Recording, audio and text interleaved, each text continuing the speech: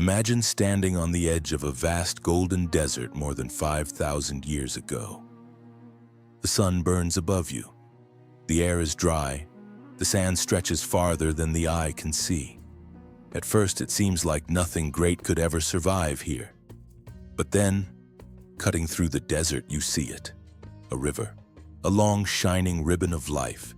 The Nile. And along this river, one of the greatest civilizations in human history would rise. Ancient Egypt. A land of pharaohs, pyramids, temples, gods, golden treasures, powerful armies, and stories that still capture the imagination today. But Egypt did not begin with giant monuments. It began with farmers. It began with water. It began with people learning how to survive, organize, believe, build, and dream on a scale the ancient world had rarely seen before. This is the story of the rise of ancient Egypt. Long before pyramids towered over the desert, Egypt was a land shaped by nature. The Sahara was not always the dry wasteland we know today. Thousands of years ago, parts of North Africa were greener. There were lakes, grasslands, animals, and small human communities. But slowly the climate changed. The rains became weaker, the lakes dried, the green land faded, and the desert began to grow. For the people living there, survival became harder. So many groups moved toward the one place that still gave life. The Nile River. Every year the Nile flooded. To us, flooding sounds dangerous. But to ancient Egyptians, it was a miracle. When the river overflowed, it covered the land with rich black soil. When the water pulled back, farmers planted wheat, barley, flax, and vegetables in the fertile earth. This yearly flood made farming possible in the middle of the desert. The Nile gave Egypt food.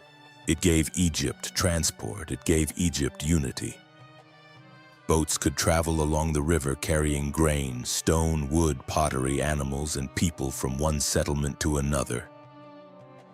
The ancient Greek historian Herodotus later called Egypt the gift of the Nile, and he was right.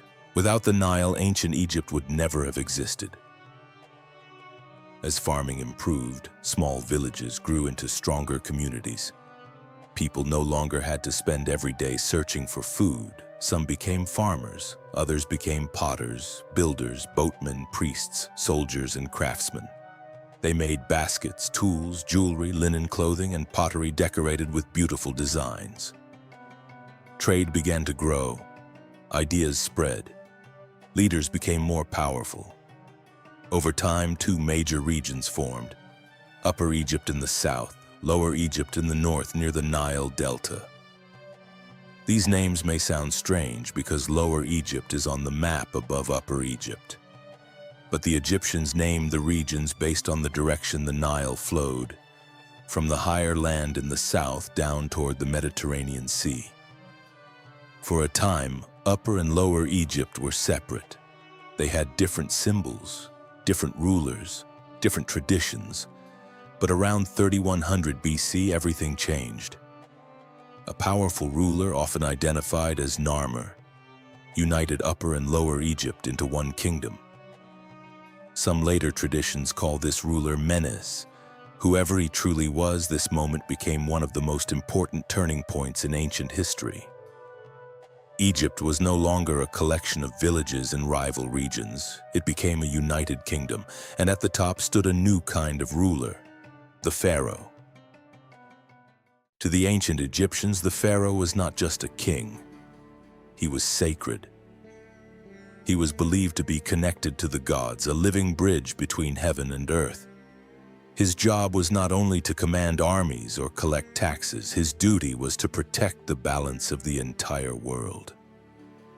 This balance was called Ma'at. Ma'at meant truth, order, justice, harmony, and balance. If Ma'at was protected, the sun would rise, the Nile would flood, crops would grow, and Egypt would prosper. If Ma'at failed, chaos could return. This belief gave the pharaoh enormous power.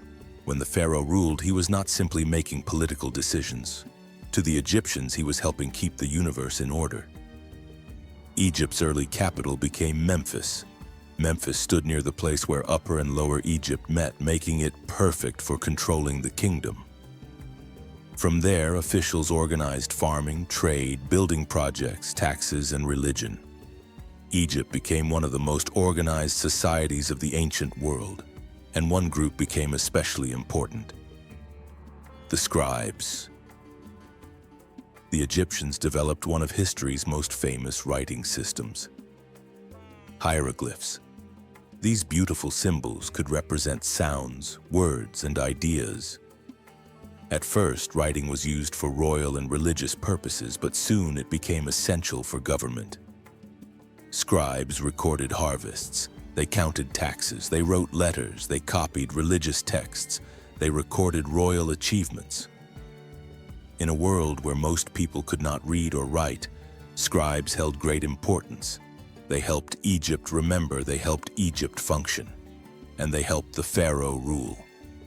Writing also gave Egypt something powerful: permanence. Names could be carved in stone, stories could be preserved, prayers could be written in tombs, royal victories could be recorded for future generations. The Egyptians wanted their world to last forever, and writing helped them fight against time. Religion was everywhere in ancient Egypt. The Egyptians worshipped many gods and goddesses. Ra was the sun god. Osiris ruled the afterlife. Isis was linked with motherhood and magic. Horus represented kingship. Anubis guided the dead. Thoth was connected with wisdom and writing.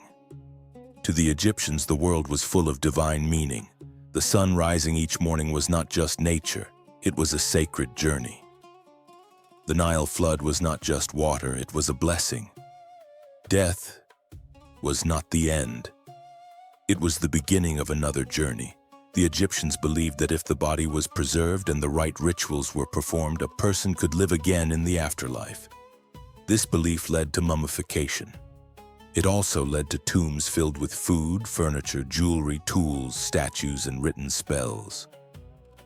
For ordinary people, a simple burial might be enough, but for pharaohs, the tomb had to be something greater, something eternal. At first, Egyptian rulers were buried in flat-roofed tombs called mastabas. But then one brilliant mind imagined something new. During the Third Dynasty, Pharaoh Djoser ruled Egypt. He wanted a tomb that would honor his power and protect him for eternity.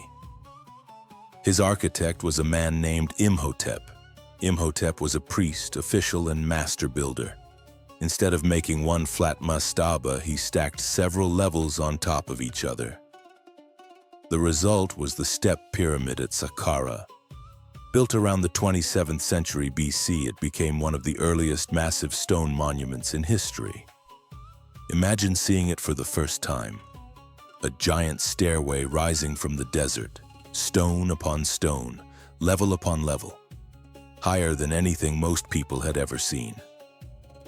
The Step Pyramid proved that Egypt had become something extraordinary.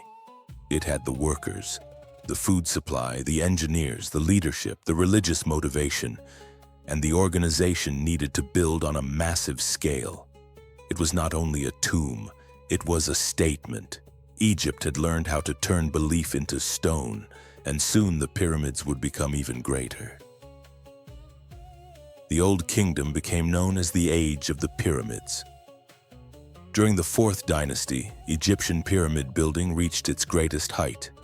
At Giza, Pharaoh Khufu ordered the construction of the Great Pyramid. It was enormous. For thousands of years, it remained the tallest man-made structure on Earth. Nearby stood the pyramids of Khafra and Menkaure, and beside them the Great Sphinx watched over the desert with the body of a lion and the head of a king.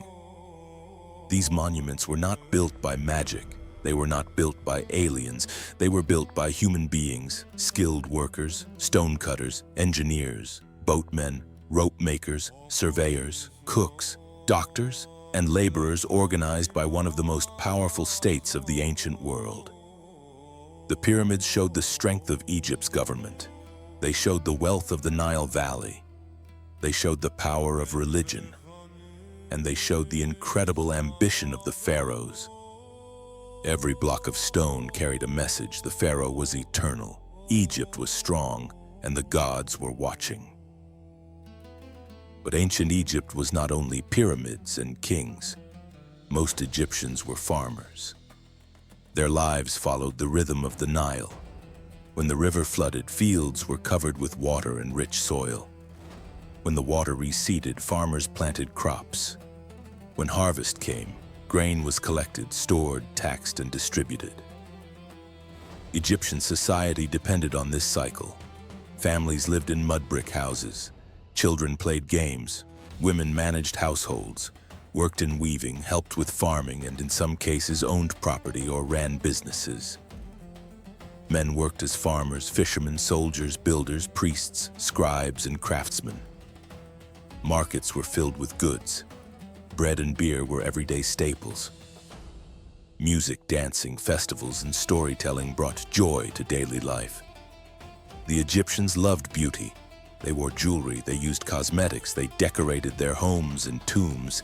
They painted scenes of hunting, farming, family, music, and feasting. Even their tomb art often showed life at its happiest because they hoped to carry that joy into eternity. This is one reason ancient Egypt feels so alive even today. Its people left behind not only monuments but images of daily life. We can still see them working, celebrating, sailing, building, praying, and dreaming. No civilization rises without struggle. After centuries of pyramid building, the old kingdom weakened. The pharaohs became less powerful. Local governors gained more control. There may have been poor Nile floods and food shortages. The central government struggled. Egypt entered a period of division known as the First Intermediate Period. For a time, the kingdom fractured. Rival rulers competed for power. The great unity of Egypt seemed broken, but Egypt did not disappear. That is one of the most remarkable parts of its story. Again and again, Egypt faced crisis, and again it rebuilt. Around 2055 BC, rulers from Thebes reunited the country. This began the Middle Kingdom. The Middle Kingdom was a new age of stability, art, literature, trade, and royal power. Pharaohs worked to improve irrigation and farming. They expanded influence into Nubia.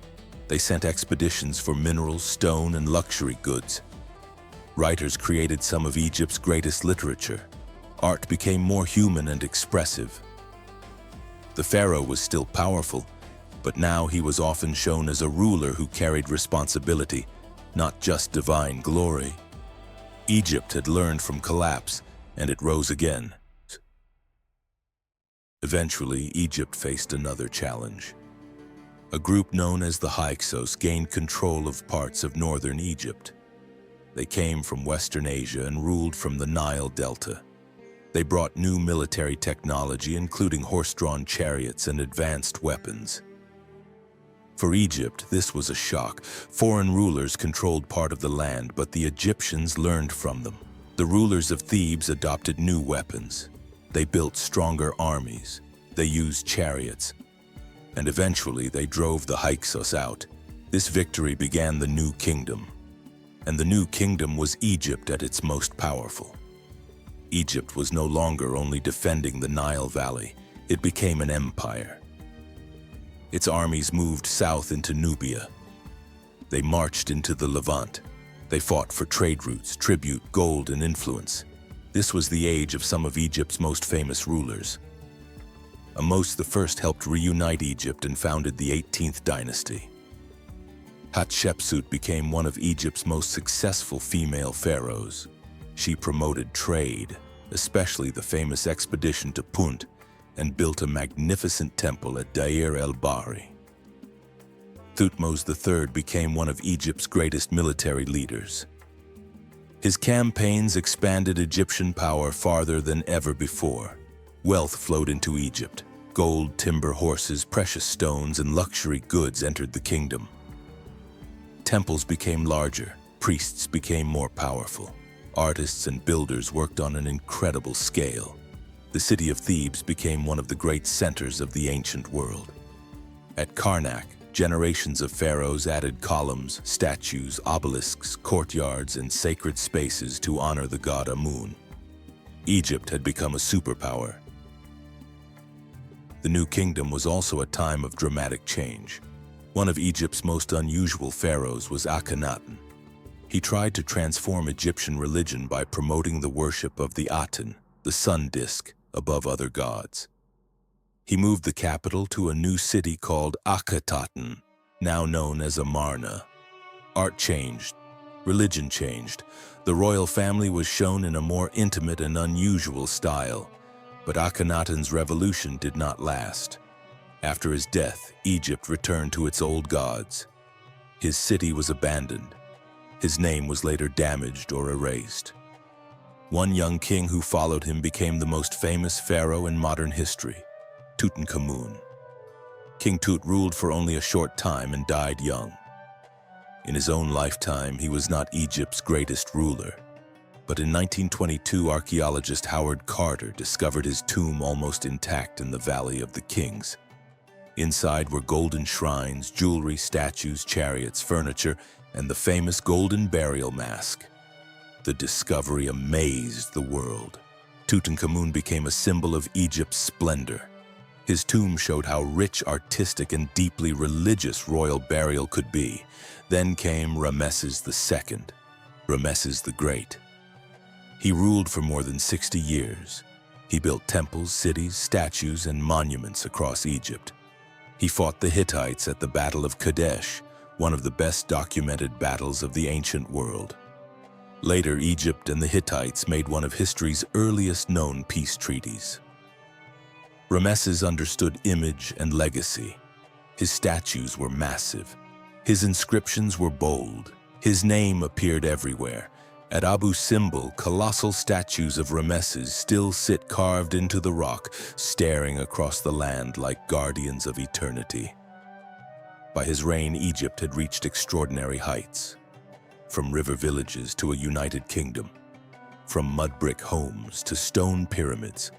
From local rulers to imperial pharaohs. From simple tombs to golden burials. Ancient Egypt had risen into one of the most powerful and unforgettable civilizations in history. But no empire can rise forever. Behind the temples and statues, new problems were forming. Foreign enemies were growing stronger. The cost of empire was rising. Priests and officials were gaining too much power. And the world around Egypt was beginning to change. The civilization that had risen from the Nile would soon face challenges even the greatest pharaohs could not easily control. But that is the next part of the story. For now, remember how it began, with a river, with farmers, with belief, with unity, and with a people who looked at the desert and built eternity from stone. This was the rise of ancient Egypt. Thanks for watching. Leave a like and subscribe for more historical stories on Mark's History channel.